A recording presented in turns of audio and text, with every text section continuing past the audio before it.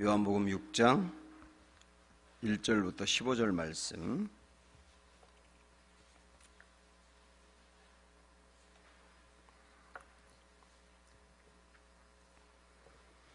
요한복음 6장 1절부터 15절.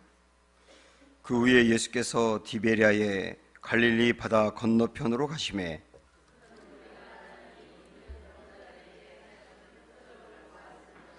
예수께서 산에 오르사 제자들과 함께 거기 앉으시니 예수께서 눈을 들어 큰 무리가 자기에게로 오는 것을 보시고 빌립에게 이르시되 우리가 어디서 떡을 사서 이 사람들을 먹이겠느냐 하시니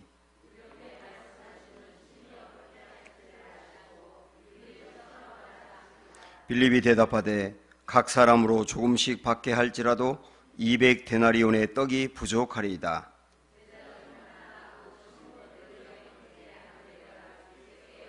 여기 한 아이가 있어 보리떡 5개와 물고기 2마리를 가지고 있나이다. 그러나 그것이 이 많은 사람에게 얼마나 되겠사옵나이까?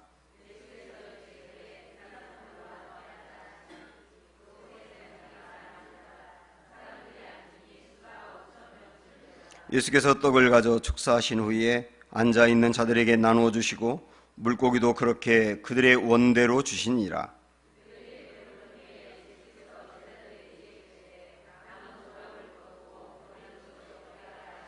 이에 거두니 보리떡 5개로 먹고 남은 조각이 12바구니에 찼더라.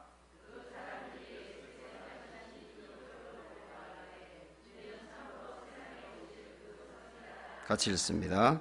그러므로 예수께서 그들이 와서 자기를 억지로 붙들어 임금으로 삼으려는 줄 아시고 다시 혼자 산으로 떠나 가시니라.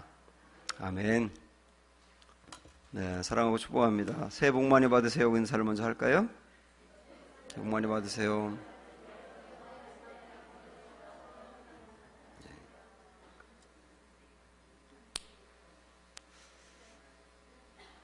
이쪽 동네도 어디 가신 거예요?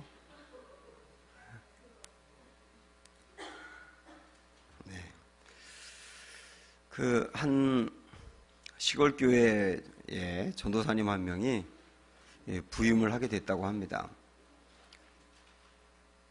그런데 그 전사님이 이제 첫날 부임할 때 설교를 오늘 본문의 말씀인 오병이어의 기적을 얘기한 거예요. 근데 너무 긴장이 돼가지고 뭐라고 얘기했냐면 우리 예수님이 보리떡 5,000개와 물고기 2,000마리로 5명을 먹였다고 이렇게 얘기를 한 거예요. 그러니까 옆에 앉아있던 장로님이 이거 그건 나도 하겠네 그렇게 한 거죠. 그래가지고 그냥 행설수설하면서 그냥 그 첫날 예배를 끝난 거예요. 그래서 그 다음 주에 또 예배를 드리면서 이번에 지난주에 실수한 거를 극복하기 위해서 또 똑같은 본문으로 하면서 이번에는 제대로 예수님이 보리떡 5개와 물고기 2마리로 5,000명을 먹였습니다. 그러면서 그 장로님에게 이번 주도 할 수 있어요? 그러니까 장로님이 지난주 먹고 남은 게 있잖아요. 그랬다고 하는 얘기인데 그렇게 유명한 얘기가 오늘 본문의 말씀이거든요. 그래서 이 오병이어 기적은 복음서에 네 복음서에 다 나옵니다. 우리가 마태마가 누가 요한복음을 이렇게 비교해 보면서 말씀을 보면 아주 중요한 이야기가 사복음서에 다 나오거든요. 그러면 굉장히 중요한 의미가 있는 거예요. 그래서 다 나오는 것 중에 하나가 이제 오병이어 사건인데 우리 예수님이 이 무리들을 들판에 모아놓고 말씀을 전했는데 이 사복음서 전체를 다 이렇게 아우르면서 보면 하루 종일 말씀을 전했어요. 아침에 일찍 왔던 사람들이 예수님의 말씀을 저녁 때까지 들은 겁니다. 이 사람들은 시장한데도 불구하고 예수님의 입에서 나오는 그 말씀이 영적인 말씀이 달고 오묘하기 때문에 그 자리에 계속 있었던 거예요. 근데 이제 날이 저물어 저녁 때가 되었을 때 우리 예수님께서 제자들에게 이렇게 말씀하시는 겁니다. 이 5절의 말씀을 한번 보세요. 시작. 예수께서 눈을 들어 큰 무리가 자기에게로 오는 것을 보시고 빌립에게 이르시되 우리가 어디서 떡을 사서 이 사람들을 먹이겠느냐 하시니, 이렇게 주님 말씀합니다. 그러니까 예수님의 말씀을 들으러 온 사람들이고, 그리고 예수님의 그 얼굴을 좀 보고 싶어서 온 사람들이기도 하거든요. 그래서 우리 주님은 이 사람들에게 그냥 영적인 양식인 말씀만 전하면 되는 거예요. 근데 우리 주님은 영적인 말씀을 듣기 위해서 온 사람들을 보면서 육체가 배고프다는 게 걸린 겁니다. 우리 주님의 마음에. 이 말씀이 참 마음에 따뜻하게 다가와요. 우리가 신앙생활을 이렇게 오래 하다 보면, 그리고 좀 깊이 하다 보면 육체의 어떤 문제를 위해서 기도하는 것은 수준이 떨어진다고 생각할 가능성이 있어요. 물론 신앙생활을 오래 하면 할수록 자기 개인의 필요를 위해서 구하는 것은 사실 줄어드는 게 맞아요.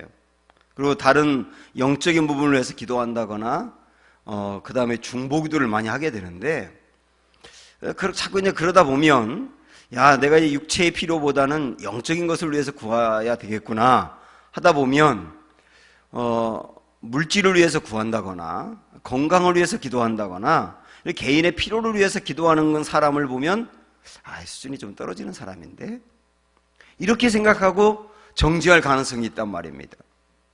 근데 그러시면 안 되는 거예요. 그러시면 안 된다고요. 사실 저도 이전에 우리 아버지가 워낙 많이 아프셔가지고 집에 있는 돈을 뭐 다 병원비로 날리셔서 굉장히 가난했었거든요. 굉장히 가난하고 아주 어렵게 살았기 때문에 가난이 얼마나 무서운 것인지를 알아요. 여러분도 그런 경험을 해보신 분이 있고 지금도 그런 어려운 부분이 있을 수 있는데, 그래서 이 물질이 없다라고 하는 게 굉장히 고통스러운 겁니다. 그래서 그걸 위해서 기도하는 거는 당연한 거거든요. 이 마음의 이 육신의 질병도 마찬가지입니다. 혹시 우리 집에 우리 뭐 아버지나 어머니가 다 이 위쪽에 암에 걸려가지고 두 분 다 고생을 하셨고, 우리 특별히 아버지는 뭐 말기 암 환자였었기 때문에, 그래서 이 누군가가 집에 아프다고 하는 게 얼마나 큰 고통인지, 그리고 아파가지고 고통하면서 누워있는 것이 얼마나 가정의 그 평화를 깨는지, 이런 걸 우리가 다 알잖아요. 그래서 육신의 질병이라든지 물질의 문제라든지 개인의 어떤 문제 해결이라든지 이런 것을 위해서 기도하는 것은 당연하단 말입니다. 오늘 주님은 그들의 육신의 필요인 배고픈 문제를 해결해주고 있다는 게 우리에게도 무엇을 위해서 기도해야 될지를 알려주는 부분이기도 하는 겁니다. 사실 이 말씀을 보면 이 무리들이 예수님께로 찾아와서 우리가 배가 너무도 고프니까 우리의 먹을 양식을 좀 해결해 달라고 요청한 게 아니에요. 그러니까 우리 주님이 배고파서 기진해 있는 그 무리들을 보면서 안타까운 마음으로 그들에게 먹을 걸 주어야 되겠다고 생각을 한 겁니다. 이것을 보면 여러분 이 말씀을 잘 우리와 연관해 볼 수 있어야 되는데, 우리의 개인적인 필요라든지 어떤 개인적인 문제라든지 이런 걸 위해서 우리가 아파하고 힘들어할 때 우리가 주 앞에 구하기도 전에 주님은 내 필요가 무엇인지를 이미 아신다는 것도 얘기해 주는 거예요. 그만큼 우리의 육체적인 문제에도 관심이 많은 분이다 그 말이죠. 이 오병이어 사건의 또 다른 본문인 누가복음 말씀으로 한번 이 말씀을 좀 비교해 보겠습니다. 잠깐 가보세요. 누가복음 9장 12절 13절. 누가복음 9장 12절 13절. 시작. 날이 저물어 가매 12사도가 나와 여짜오되 무리를 보내어 두루 마을과 촌으로 가서 유하며 먹을 것을 얻게 하소서. 우리가 있는 여기는 빈 들이니이다. 이 오병이어 사건이 이제 있는 이 장면의 말씀인데, 여기 보면 이 누가복음에 있는 이 9장의 말씀을 우리가 어떤 각도에서 볼 수 있냐면, 제자들이 배고파하는 무리들을 대하는 자세하고 예수님이 배고파하는 무리들을 대하는 자세가 어떻게 다른지를 비교할 수가 있는 거예요. 지금 우리가 읽은 12절에서는 제자들이 뭐라고 예수님께 말합니까? 이 무리들에게 먹을 것을 해결하고 오라고 말씀하세요. 그렇게 얘기하잖아요. 자기들 스스로 먹을 것을 해결하고 오라고 하세요. 이렇게 말하잖아요, 제자들은. 그러니까 이 무리들이 배고파하는 것에 대해서 관심은 있으나 제자들은 그들이 해결할 문제다라고 생각을 한 겁니다. 근데 이번엔 우리 주님을 볼까요? 13절 시작. 예수께서 이르시되 너희가 먹을 것을 주라 하시니 여짜오되 우리가 떡 5개와 물고기 2마리밖에 없으니 이렇게 나오지 않습니까? 여기 너희가 먹을 것을 주어라, 이 부분을 여러분 주목해 보십시오. 예수님은 제자들과 달리 제자들은 무리들이 먹을 것은 자기들이 알아서 해결하라고 하세요 그랬지만은 우리 예수님은 여기에 남자 장정만 5,000명이 있는데 그 여자들까지 포함하면 적어도 10,000명 이상이 있는데 이 사람들이 어디 가서 먹냐 말이에요. 그 다음에 설령 먹을 때가 있다 하더라도 돈이 없잖아요. 이 사람들은 다 가난해서. 그러니까 이들이 천상 배고파 굶어야 된다는 것을 주님이 아시고 너희가 먹을 것을 주어라 이렇게 말씀하십니다. 그러니까 우리 예수님의 마음은 우리가 어떻게 해서든지 육체의 필요까지도 채워줘야 되지 않겠느냐라고 하는 그 마음을 가졌던 겁니다. 저는 이 말씀을 이렇게 묵상하면서 어떻게 이렇게 결론을 내리게 됐냐면 우리 주님은 우리가 육체의 문제로 인하여 고통당하고 어떤 필요로 인하여 아파하고 힘들어할 때 우리의 이 아파하는 육신의 문제를 채워줘야 된다는 부담감을 갖고 계시다는 거예요. 우리 주님에게는 이거 내가 채워줘야 되겠는데, 내가 해결해 줘야 되겠는데 라고 하는 어떤 부담감을 주님이 갖는다는 겁니다. 이 말씀 여러분 얼마나 따뜻하게 다가옵니까? 또 하나, 이번에 마태복음으로 가셔서 마태복음 15장으로 한번 가보시죠.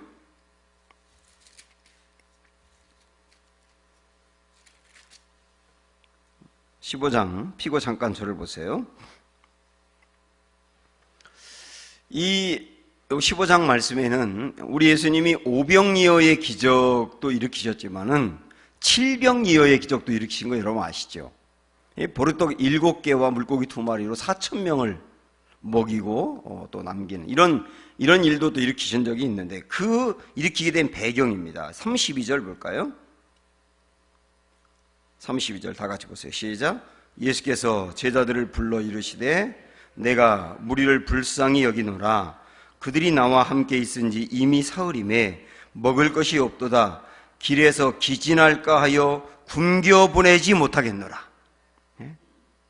예수님의 말씀을 듣기 위해서 모여온 이 사람들이 예수님의 말씀에 달고 오며해서 3일이나 그곳에 붙어서 말씀을 듣고 있는데 그들이 지금 배가 쫄쫄 굶어가지고 꼬르꼬르 소리가 나고 기진할까 우리 주님 보니까 야 내가 그냥 돌려보냈다간 큰일 나겠구나.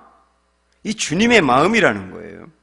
그래서 제가 몇 가지 말씀을 이렇게 드렸습니다마는 사랑하는 여러분, 내가 육신적이고 개인적인 어떤 필요 때문에 문제 때문에 힘들어하고 허덕일 때 우리 주님이 어떤 마음으로 나를 바라보고 있는지 오늘 이 많은 말씀들을 통해서 여러분 분명히 확신을 가지셔야 됩니다. 내 필요를 아신다. 아실 뿐만 아니라 채워줘야 된다는 부담감이 우리 주님에게 있다. 근데 그냥 돌려보내지 못하겠다라고 하는 마음이 있다. 그래서 채워주신다. 그래서 우리는 기도할 수 있는 거고 육체의 필요를 강구할 수 있는 거다. 이렇게 정리할 수가 있는 거예요. 그런데 우리 주님이 사람들의 육신의 필요를 채워주시는 분이지만은 그러나 우리 주님의 관심이 육신의 필요에만 있는 게 아니에요. 그 말은 우리가 주님께 구해야 될 때 육신의 필요를 위해서 기도하는 단계에 머물러서는 안 된다는 것도 말하는 겁니다. 우리 주님의 관심이 또 어디로 나아가고 있는지 한번 보실까요? 자, 지금 여러분 마태복음 15장 보셨는데 마태복음 14장을 한번 잠깐 넘겨서 보시면 여기 이제 오병이어 기적에 대한 말씀이 14장에 나오고 칠병이어가 15장에 이렇게 나옵니다. 그런데 14장에 19절을 보십시오. 여기에 오병이어를 갖고 제자들 기도하신 후에 어떻게 하셨는지를 우리가 주목해 봐야 합니다. 19절 시작. 무리를 명하여 잔디 위에 앉히시고 떡 5개와 물고기 2마리를 가지사 하늘을 우러러 축사하시고 그 다음 어떻게 했어요? 떡을 떼어 제자들에게 주심에 제자들이 무리에게 주니. 자, 이렇게 나옵니다. 여기 떡을 뗐다라고 하는 게 주목할 말씀이에요. 그냥 떡을 주었다고 하지 않고 떡을 이렇게 떼었다, 갈기갈기 떼었다는 얘기거든요. 산산 이렇게 이곳저곳으로 이렇게 나누었다는 얘기가 되는데, 여러분 이 말씀은 성만찬에 있는 말씀으로 연결이 됩니다. 여기서 이 떡을 떼었다는 게 무엇을 의미하는지 우리 이제 고린도전서 11장으로 가서 비교해 보세요.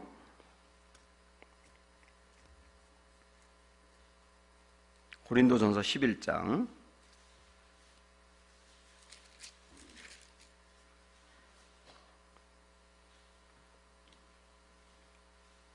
23절부터 25절 말씀, 성만찬할 때 읽는 대표적인 말씀인데, 자 시작. 내가 너희에게 전한 것은 주께 받은 것이니 곧 주 예수께서 잡히시던 밤에 떡을 가지사 축사하시고 곧 떼어, 이렇게 나오죠. 그죠? 이 말씀이 오병이어 사건에 있었던 떡을 놓고 기도했던 거하고 그 다음 나눠주는 거하고 거의 똑같지 않습니까? 떡을 가지사 축사하시고 떼어 나눠주시면 이렇게 똑같잖아요. 이 말씀이, 그래서 이 성만찬과 관련된 이 말씀을 우리가 보면서 예수님이 오병이어 사건을 가지고 떡을 떼어서 나눠줬다는 것이 성만찬을 상징적으로 미리 보여준 것이라는 것을 알 수가 있는 겁니다. 한번 더 읽어보실죠. 지금 읽었던 말씀 다시 한번 보세요. 23절부터 시작. 내가 너희에게 전한 것은 주께 받은 것이니 곧 주 예수께서 잡히시던 밤에 떡을 가지사 축사하시고 떼어 이르시되 이것은 너희를 위하는 내 몸이니 이것을 행하여 나를 기념하라 하시고, 여기까지는 떡인데 떡이에요. 뗀떡. 떡은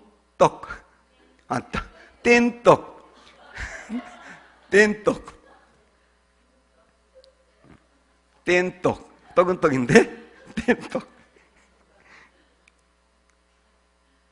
그 다음에는 25절 보세요. 25절 시작. 19에 또한 그와 같이 잔을 가지시고 이르시되 이 잔은 내 피로 세운 새 언약이니 이것을 행하여 마실 때마다 나를 기념하라 하셨으니, 이번에는 잔이라고 나와 있습니다. 이 잔이 뭡니까? 포도주죠. 그런데 우리 주님이 포도주라고 말하지 않고 잔이라고 말씀하셨어요.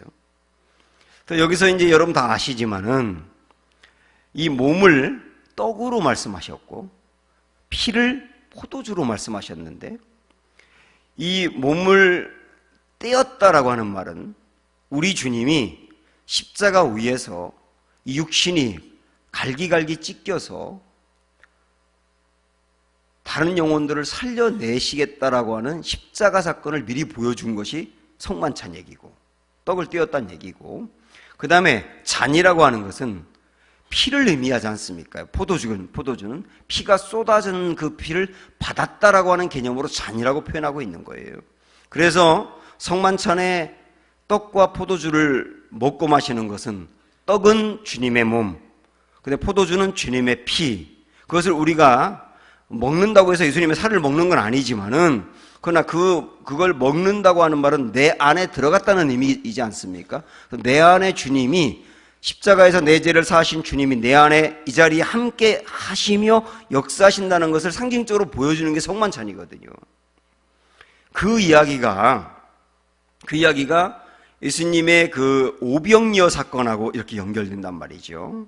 그래서 우리 이 말씀을 생각하면서 이제 요한복음 6장으로 다시 가보시면, 추워서 그 히터 켜야 되겠는데요.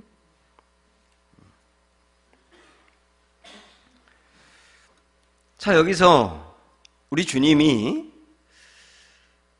오병이어에서 그 떡을 떼어서 주었다 그러지 않습니까? 떼어서 주었다.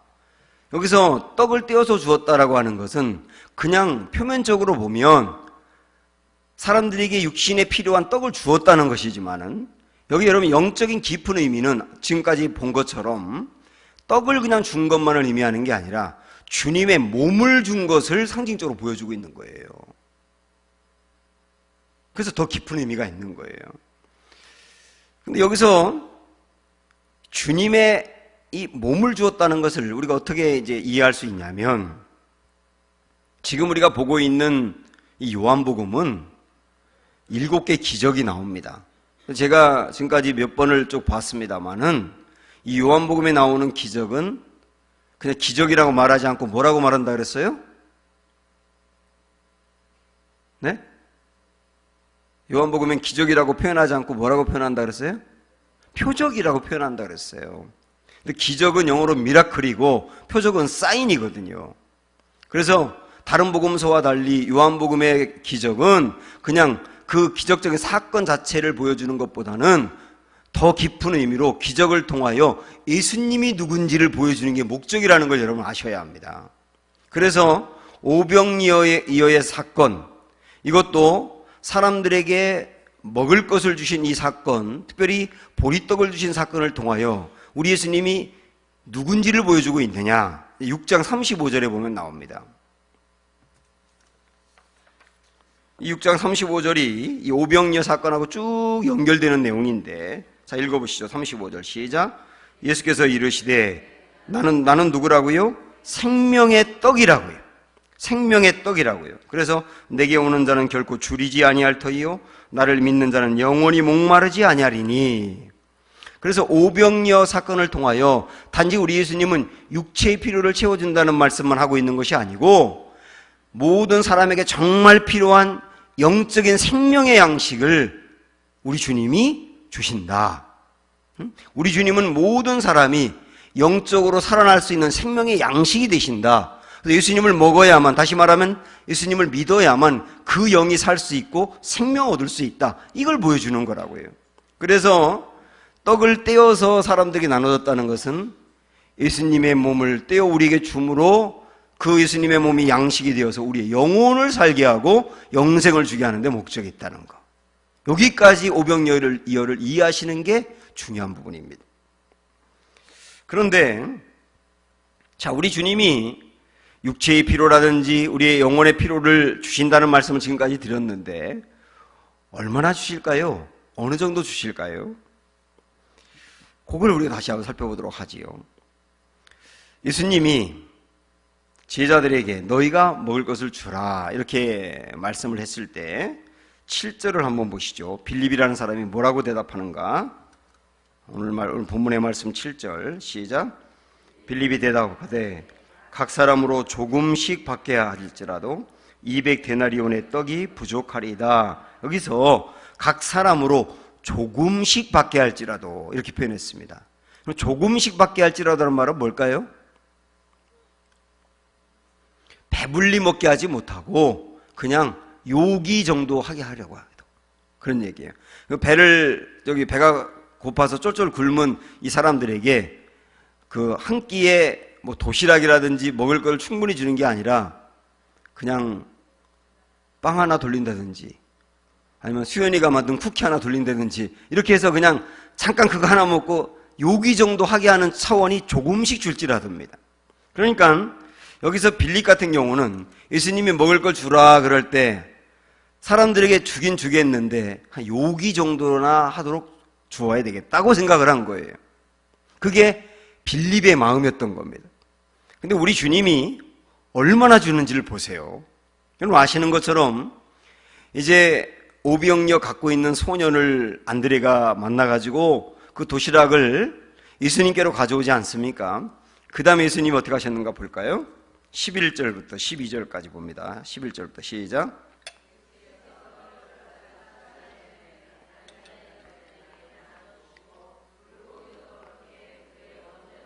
어떻게 주었다고요? 원대로 주셨다고요. 여기서 원대로 주셨다는 말은 그들이 먹고 싶은 만큼 주었다는 얘기입니다. 그 다음 절 보시죠. 12절. 그들이, 그 다음 뭐라고 나옵니까? 배부른 후에라고 나오잖아요. 배부른 후에. 예수께서 저희에게 제자들에게 이르시되 남은 조각을 거두고 버리는 것이 없게 하라 하심으로 이에 거두니 보리떡 5개로 먹고 남은 조각이 12바구니에 찼더라. 여기 이제 우리 3개를 주목해 보셔야 됩니다. 첫째, 원하는 대로. 둘째, 배부르게. 셋째, 남을 정도로. 이렇게 되는 거예요. 우리 주님이 우리에게 육신의 필요라든지 그 다음에 우리의 영혼의 필요를 주시는 분이라고 하는 것을 지금까지 말씀드렸는데, 어느 정도 주시느냐? 제자인 빌립이 생각하는 것과는 전혀 다르게 우리 주님은 주시되 원하는 대로, 그 다음에 배부르게, 또 남을 정도로. 이 말씀은 다르게 이야기하면 어떻게 하느냐면, 우리 주님은 우리에게 아낌없이 주실 수 있는 분이다, 그 얘기예요. 아낌없이 주실 수 있는 분. 그래서 아낌없이 주실 수 있는 분이기 때문에 목숨도 주신 거예요. 다 주어도 내 목숨은 못 주지 않습니까? 근데 우리 주님은 아낌없이 주실 수 있는 분이기 때문에 목숨도 주셨다고요. 목숨만이 아닙니다. 여러분 아시는 것처럼 우리 예수님이 십자가에서 못 박힐 때는 단지 이 육체만 십자가에 못 박힌 게 아니라 그 영혼이 하나님으로부터 버림을 받았잖아요. 우리가 죄로 인하여 하나님으로부터 버림받는 것을 막고 우리를 버림받지 않고 용납받게 하려고 우리 예수님의 영혼이 버림을 받았잖아요. 그래서 우리 예수님이 십자가 위에서 어찌하여 나를 버리셨나이까라고 절규하게 된 것은 버림받았기 때문이거든요. 그러니까 육체를 우리를 위해서 내주셨을 뿐만 아니라 영혼이 버림받는 단계까지 가면서 우리를 살리신 분이에요. 아낌없이. 사랑하는 여러분, 우리의 주님이 이런 분이세요. 그래서 우리의 필요를 아실 뿐만 아니라 아낌없이 줄 수 있는 이런 분인데, 무엇이 두렵고 무엇이 염려가 됩니까? 그 주님이 나와 함께 하시는데요. 그래서 어떤 경우든 이 아낌없이 주시는 주님을 마음으로 딱 붙잡으시고 흔들리시면 안 됩니다. 담대하셔야 되고, 그리고 믿음으로 나아가셔야 됩니다. 이런 주님이 얼마나 좋은 분인지를 우리 에베소서 3장 20절 말씀 한번 읽고 가도록 하겠습니다. 에베소서 3장 20절.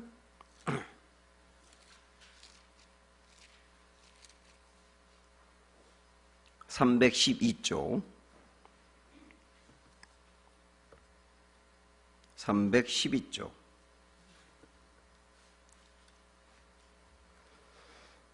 에베소서 3장 20절 시작. 우리 가운데서 역사하시는 능력대로 우리가 구하거나 생각하는 모든 것에 더 넘치도록 능히 하실리. 그분이 주님이에요. 네? 이분이 주님이시라고요. 우리의 주님이시라고요. 이 주님이 2017년도도 우리와 함께 하실 겁니다. 담대하시고 항상 믿음 갖고 나아가시기를 축복합니다. 우리는 지금까지 우리 주님은 우리 육체 필요뿐만 아니라 영혼의 생명의 양식을 주시는데 아낌없이 주시는 분이다 라고 하는 것을 보았습니다. 자, 그 다음에 이제 한 걸음 더 좀 이 본문을 다시 돌아와서 나아가고 싶은 것은 이런 생각을 한번 해봅니다. 소년이 가지고 있던 물고기 2마리하고 보리떡 5개, 이걸 갖고 우리 주님이 기도한 다음에 5,000명이나 되는, 장정만 5,000명이나 되는 사람을 먹였고 12광주리를 남겼다 그랬어요. 그럼 여러분 이런 생각이 들지 않으세요? 그 오병이어를 가지고 그 정도 역사를 나타내신 분이라면 그거 없어도 되잖아요. 응? 그 도시락 없어도 충분히 먹일 수 있는 분이잖아요. 응? 그래서 좀 더 극적으로 하려면 우리 주님 호주머니에서 뭐 꺼내니까 자꾸 빵이 나오고, 이쪽에서 호주머니 꺼내니까 물고기가 나오고, 막 그렇게 나오면 더 극적이지 않습니까?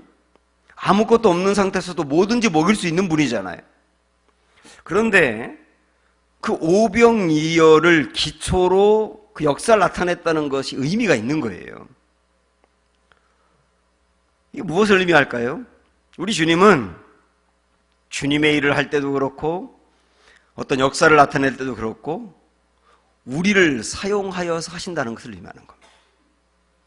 우리를 사용하지 않고도 얼마든지 하실 수 있지만 우리를 사용해서 주님의 일을 하신다는 것을 보여주는 게 이 본문의 말씀이라고 해요. 우리의 재능을 사용하고 우리가 가지고 있는 것을 사용하고 우리의 경험을 사용하고 우리의 열정을 사용하고 우리의 헌신을 사용해서 주님의 일을 이루시는 거라고요. 그래서 우리 주님은 여기만이 그런 게 아니고 성경에 이런 관점으로 보면 하나님의 역사를 나타낼 때 그 사람이 가지고 있는 것을 통해서 일했다는 대목이 참 많이 나옵니다. 예를 들어서 몇 가지를 보면 하나님이 모세를 불러서 이스라엘 백성들을 이제 출애굽하며 건져내실 때 모세가 갖고 있는 지팡이를 사용하셨어요. 그 지팡이는 40년 동안 양을 기르던 지팡이였거든요. 곁길로 가려 그러면 이렇게 살살 때려가지고 곁길로 빠지지 않게 하고, 또 이렇게 구덩이에 빠지면 이걸 휙 돌려가지고 갈고리 같은 거로 이렇게 건져내고, 그러는 용도로 지팡이를 사용했던 거거든요. 그런데 우리 주님이 그 지팡이를 던져봐라 그랬더니 뱀이 되기도 하고, 또 다시 잡으니까 지팡이가 되기도 하고, 그러면서 이 지팡이를 능력의 도구로 썼단 말이죠. 그래서 출애굽기에 보면은 모세가 평상시에 들고 다니던 이 지팡이가 하나님의 손에 딱 들려졌을 때 뭐라고 성경에서 표현하느냐면 하나님의 지팡이였다고 표현해요. 하나님의 지팡이였다. 아주 평범하고 대단한 게 아닌데 그것이 하나님의 손에 들려졌을 때 하나님이 일하시는 도구가 되었다는 거예요.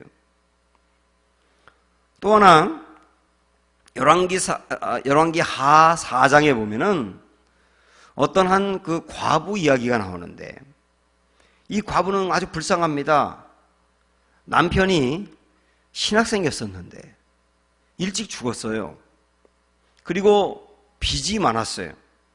빚을 갚을 길이 없으니까 이 집에 아들이 둘이 있는데 그 아들을 빚 대신에 종으로 팔아야 될 위기입니다. 그러니까 이 여인의 입장에서 볼 때는 남편도 없는데 두 아들을 바라보고 사는데 그 두 아들마저 종으로 빼앗겨 버리면 살 이유가 없는 거잖아요. 그래가지고 너무나 이 절박한 마음으로 엘리사를 찾아왔을 때, 그때 엘리사가 뭐라고 말하느냐면 그 집에 빚을 갚아야 됩니다. 돈이 필요하거든요. 그때 돈이 있는 사람을 소개시켜 준다거나 뭐 또 기적적인 방법으로 뭔가 이렇게 돈을 얻어준다거나 뭐 그런 것이 아니라 이렇게 질문합니다. 내 집에 무엇이 있느냐? 응? 내 집에 무엇이 있느냐? 그러니까 여인이 뭐라고 말하냐면 우리 집에요 기름밖에 없습니다. 그러니까 동네 다니면서 그릇이라는 그릇은 다 얻어와라.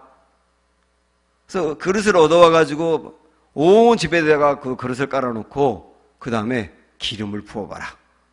그래서 집안에 기름이 얼마 안 됐었는데 그 기름을 붓는데 기름이 떨어지질 않는 거예요. 그래서 그릇마다 다 채워가지고 그 기름을 팔아서 빚을 갚고 남았다. 여기서 우리 또 주님이 이 가정의 문제를 해결하는 데 있어서도 내 집에 무엇이 있느냐. 여러분 이 문구를 기억하셔야 돼요. 그 사람이 가지고 있는 걸 통해 역사하셨다는 뜻 아닙니까?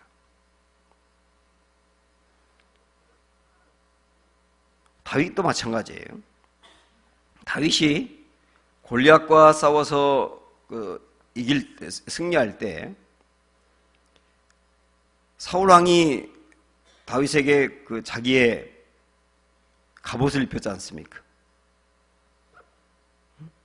그리고 다윗은 칼을 들고 싸울 수도 있었고 활을 들고 싸울 수도 있었는데 물맷돌로 싸웠어요. 이렇게 막 돌리는 거거든요. 막 돌리다가 싹 놓으면 그 돌이 가가지고 사람을 맞추는데 그 돌이 딱 가서 골리앗의 이마박을 그냥 뚝 뚫어버렸지 않습니까? 우리 주님이 다윗을 통하여 민족을 구원하고 하나님의 역사를 이루실 때도 그가 가장 익숙하고 잘할 수 있는 거였어요. 물맷돌. 그거는 다윗이 어릴 적부터 양을 기르면서 양에게 풀 먹으라고 그러고 심심하니까 맨날 이거 한 거 아닙니까? 아주 잘할 수 있는 거라. 잘할 수 있는 것, 익숙한 것을 사용해서 하나님의 역사를 이루었다는 거예요. 그럼 이 이야기를 쭉 다 정리해 보면 우리 주님이 일하시는 어떤 흐름들이 보이지 않습니까? 오병이어를 가지고 일을 일으키시기도 하고, 모세의 지팡이, 그 다음에 네 집에 무엇이 있느냐, 다윗이 잘할 수 있는 물맷돌, 이런 걸 통하여 하나님 역사를 이루었다고 한다면, 지금도 하나님이 우리의 문제를 해결한다거나 우리를 통하여 주님의 일을 이루실 때 내가 잘할 수 있는 일, 내가 경험한 일, 익숙한 일, 내가 가지고 있는 거, 그런 걸 통하여도 얼마든지 주님의 역사 이루실 수 있다는 거예요. 그래서 여러분의 재능을 드려야 되고, 여러분의 열정을 드려야 되고, 경험을 드려야 되고, 드려서 하나님의 일을 감당해야 된단 말이죠. 그럼 어떤 사람이 이렇게 생각할 수 있어요. 아유, 그래도 제가 가지고 있는 재능은 너무 하찮은데요. 우리 교인들도 그런 얘기 참 많이 하시더라고요. 하찮다고. 진짜 하찮다고 생각해서 그러는지 진짜 하찮은 건지 잘 모르겠지만 하여튼 그런 얘기 하시는 거예요. 근데 보세요. 이 소년이 드린 오병이어가 물고기 이어 2마리, 보리떡 5개, 저는 이게 늘 헷갈려요. 이 보리떡 5개는 뭐냐면, 이때 당시에 이 서민들이 먹었던 보리떡은 정말 초라한 겁니다. 그래서 좀 부유한 사람들은 이 보리떡은 먹지도 않고 가축의 사료로 주었던 거예요. 가축의 사료쯤밖에 안 되는 음식을 이 소년이 도시락으로 가져온 거고 먹었던 거거든요. 근데 그 음식을 가지고, 그 다음에 물고기는 뭐 지금까지 뭐 자방고등어 같은 그런 게 아니고 피라미 같고 멸치 같은 조그만한 그냥 물고기인데, 그거를 소금에 절여가지고 보리떡만 먹으면 목이 막히니까 소금을 먹어야 침이 나와가지고 술술 넘어갈 거 아닙니까? 그런 용도 정도로 먹은 거예요. 그러니까 그 소년이 드렸던 오병이어는 하찮은 거라고요. 그러나 그것을 통하여서도 우리 주님은 놀라운 역사를 나타내셨다는 것은 무엇을 의미하겠습니까? 우리가 가지고 있는 거 부족하고 미비하고 뭐 드러내기도 좀 부끄럽고, 아유 어떻게 하나님 이걸 갖고 내가 일을 해요, 그럴지 모르지만은 그것이 하나님의 손에 들려졌을 때 주님의 역사를 나타낼 수 있다는 거예요. 그래서 여러분, 나이 보시지 말고, 건강 보시지 말고, 경험 보시지 말고, 능력 보시지 말고 부르심만 보시면 되는 거예요. 그래서 그 부르심을 붙들고 2017년도 저와 함께 달려가시기 바라고, 그래서 여러분이 갖고 있는 그것을 통하여서 오병이어의 역사를 나타내신 주님께서 우리를 통하여 교회를 세우고 살리고 사람들을 살리고 주님의 능력을 나타내는 은혜의 도구가 되시기를 주님의 이름으로 축복합니다. 우리 함께 합심하여 기도하겠습니다.